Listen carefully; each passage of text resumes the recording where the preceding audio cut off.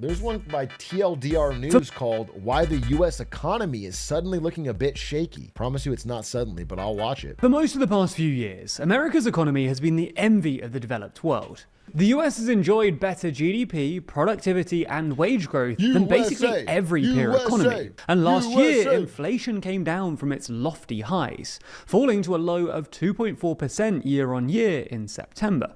However, all of a sudden, the American economy has started to look a bit shaky. Consumer confidence has apparently plummeted, the trade deficit is widening, and inflation is looking dangerously sticky. While we won't get the official data for a couple of weeks, the latest GDP Now forecast, a real-time estimate of GDP maintained by the Federal Reserve Bank of Atlanta, suggests that year-on-year US GDP is on track to shrink by an astonishing 2.8% in the first quarter. Yikes! So in this video, we're going to explain how and why the US economy has started to look a bit shaky. Someone said this is what happens when you make a nice economy mad. We should truly become an incel economy. We should become like the Joker economy. All it takes is one bad tariff.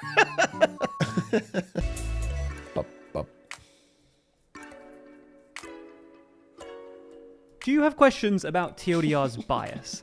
Watch us respond to your criticisms in a dedicated criticism response video. It's linked in the description. So let's just get straight into it. Explain why the Atlanta Fed thinks that the US is on the brink of a recession, if not in one already.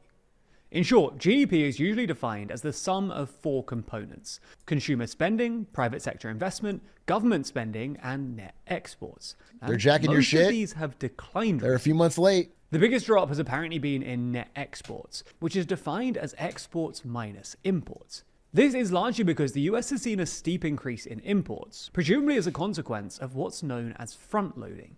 Essentially, businesses are anticipating more... Everyone just keeps doing fucking economy Joker lines. My father was a tariff. It's a stupid thing to say, but I just can't help but laugh at it. Or tariffs in the future. So they're importing all the stuff that they need now, i.e. front-loading, before the tariffs kick in. This means more imports without a corresponding increase in exports, which mathematically implies a lower value for net exports. This has all been exacerbated by the strength of the dollar at the moment, which has risen as investors expect tariffs to both invite further interest rate hikes and cripple other currencies. Do you guys know if you take $1 and you blend it up into your protein smoothie, you will actually get stronger? Drinking dollar bills literally makes your muscles bigger and more effective. And it turns out if you drink Canadian dollars, your muscles shrivel up. Which has allowed the US to import more stuff. Now, to be fair, this is sort of what you'd expect before tariffs come into place. So it's not necessarily something that the current administration should really worry about. However, this isn't the only thing bringing the Atlanta Fed's GDP figure. Was that worth pausing the video, lil pup? I think so. Chat, press 1 if that joke about the dollar shake made you laugh so hard you had tears in your eyes.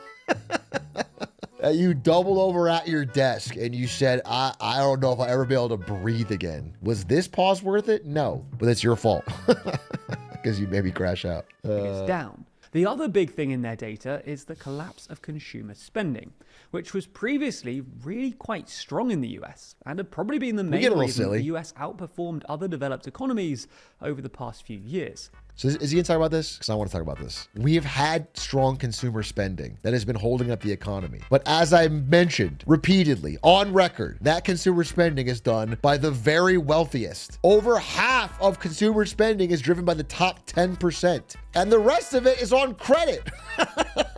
It's like broke people on Klarna and rich people, rich is even the wrong word. It's people that think they're extra rich, richer than they are because of how good their real estate and stocks are doing. Not knowing that if those were to deflate, they would actually find themselves in a rougher spot. But those two things have kept us inflated for a lot longer than According to Atlanta Fed's latest estimate, year-on-year consumer spending growth is basically zero, down from about 2% last year. This is consistent with other data we've seen from the University of Michigan. Atrioc spending $40 for a pack of Sour Patch Kids and 6 liquid deaths. That, but unironically. I'm doing my part! support for the economy. Not only am I buying at absurd prices, consumer goods to keep things going, but I'm usually paying someone to deliver it. 2 for 1, and I have to put a tip on because I'm a streamer. So if somebody takes a photo of my fucking tip and it's bad, so I'm propping the economy up, dude, but I can't do it for much longer. All right, continue. And the Conference Board, who run the 2 most popular surveys of consumer sentiment in the US. The University of Michigan's monthly survey, for instance, found that consumer sentiment dropped steeply in February, largely because consumers' inflation expectations, i.e. how much they expect prices to rise over the next 5 years, are currently the highest they've been since 1995. The Conference Board survey found a similarly steep decline in consumer confidence in February, in large thanks to a steep decline in their so-called expectations index, which is based on consumers' short-term outlook for income, business, and labor market conditions. Somewhat ominously, the Conference Board survey notes that for the first time since June 2024, the expectations index was below the threshold of 80 that usually signals a recession ahead. Surveys of business confidence aren't much better either. The ISM Manufacturing Index, for instance, which basically measures how well American manufacturing companies are doing, found that US manufacturing stagnated in February and was only kept afloat by the front-loading of imports we mentioned earlier. What makes all of this even more precarious is that an ever-increasing fraction of consumer spending is being driven by the richest Americans. According to an analysis by Moody's, the top 10% of earners now account for an unprecedented 50% of consumer spending. Given that overall consumer spending is stagnant and the bottom 90% not pre-watched, not pre-watched, pre-learned. This implies that 90% of Americans are already basically in a recession. One of the other consequences of this is that it means that the stock market actually really matters. Usually when people say that the stock market isn't the real economy, they're right. But when the richest Americans are keeping the American economy afloat, the stock market does sort of become the economy. Because rich Americans hold a lot more money in stocks, which means that stock market declines, like the ones we've seen recently, are more likely to discourage them from spending, potentially pushing the US into a recession. Stocks only go up, though. Now, not all of this is down to Trump. At least some of the consumer spending that we saw over 2022 and 2023 was driven by savings accumulated during the pandemic, which have now run out. But all of the surveys we just mentioned cite tariffs, or at least the threat of tariffs, as a big reason for waning confidence. And they're definitely the main reason that consumers and businesses are anticipating higher inflation. This has also shown up in polling. Because while Trump's net approval numbers aren't appalling, his economic numbers, which 17 hours ago, Donald Trump approval rating goes negative for the first time in presidency. Oh, no, nobody will ever change their mind. And the fucking damage hasn't even hit, bro. Go watch the predictions video again. Literally, it's happening according to fucking plan, bro. This stuff will not be popular. People change their mind in America all the damn time. That's all right. We get real mad about something, then we get mad about something else. If you lose your job or your 401k goes down, people will change their mind so fucking quick. It's crazy. Your head will spin. Which used to be a strong point for him, are actually pretty terrible. Gallup just registered Trump's worst ever net approval rating for his handling of the economy at -12, while Ipsos found that it had fallen from +4 in January to -8 in February. And it's worth noting, listen, there's a thing, I don't know what the term for it is, but for the first basically 30 days of your presidency, not just in America, but anywhere, it's like a honeymoon period. It's like almost no mistakes even matter. It's very hard to have people give you a lot of benefit of the doubt in the first 30 days. You can do almost anything. As we get out of that, people's anger will only dramatically rise. Dramatically. Just understand that, like, it's not crazy. People think about it like it's so crazy. No one's going to change their mind. People are going to change their fucking mind. +4 in January to -8 in February.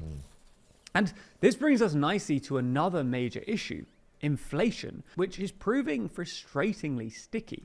Year-on-year inflation has actually risen quite steadily from its September low of 2.4% to 3% in January. And Trump's tariffs will probably make things even worse by making imports more expensive. No, not probably. This will probably require further interest rate hikes from the Federal Reserve, or at least fewer cuts, which might explain why Trump's team, including Elon Musk, have started taking shots at the Fed. The final thing we want to mention is the national debt. And this was always a risk with Trump. After all, during the campaign, he said that he wanted tax cuts without committing to any significant spending reductions to match them. There was some hope that maybe Doge will be able to find sufficient savings to keep things balanced. But this really no longer looks plausible. Doge's own figures admit that they've only saved a few $1 billion, which is negligible in the context of a $7 trillion budget. Bro, I keep saying this, and I keep getting people being like, well, it all adds up. Every penny counts. Like, bro, it really doesn't. It really does. If you're not gonna do any serious cutting, it doesn't actually matter. It's like it's political theater. It's such a cop-out argument to be like, well, every penny counts, you know. It's like, no, dude. The cuts need to be significant in the four main areas to have any serious impact, and especially if you're gonna cut taxes at the same time. And especially when the most recent Republican budget proposal, which Trump endorsed, looks to add at least another $2 trillion to the deficit over the next 10 years. Well, US borrowing costs have actually stayed pretty low recently. This is mainly because investors are anticipating economic turmoil and buying up treasuries as a safe asset. And assuming that the US can't borrow infinite amounts of money, this is ultimately unsustainable. All in all, while it's probably too early to say anything definitive, the American economy is looking... I will say this, though. When you create a more unstable globe, people tend to flock to American treasuries, aka our IOUs, more than anywhere else. And as Trump has created a more unstable globe, our borrowing costs have remained low because there's a lot of demand. Not low. They're not low as they need to be, but lower than our peer countries because everyone wants to buy American IOUs. Borrowing costs for example, Germany or France or European countries skyrocketed today as they announced the big remilitarization plan where they're going to borrow a bunch of money. There's less demand. There's less demand to buy European debt because they're more worried they won't pay it back. Anyway, worth saying. The shakiest it has for some time now. If you could enact one economic policy, what would it be? I think it would be some sort of streamer tax holiday where streamers could declare their income tax-free. I feel like that would be one of the greatest ways to get our economy back on track. If I could have one economic policy, yeah, I would probably get rid of Citizens United. I think that would be I think the root problem is all the money in politics because then politicians can't fairly write rules and regulations. So to give them the ability to do their job without bribery, I'd have to find a way to get money out of politics. No tax on subs. If you didn't know, Too Long is our regular physical magazine, with our next issue diving deep into the people who control... It's a magazine ad at the end? Holy shit. It's a long magazine ad. Raise your hand if you don't read magazines in the year 2025. Okay, those two guys are with me. Anyway, good video. I like those guys. TLDR.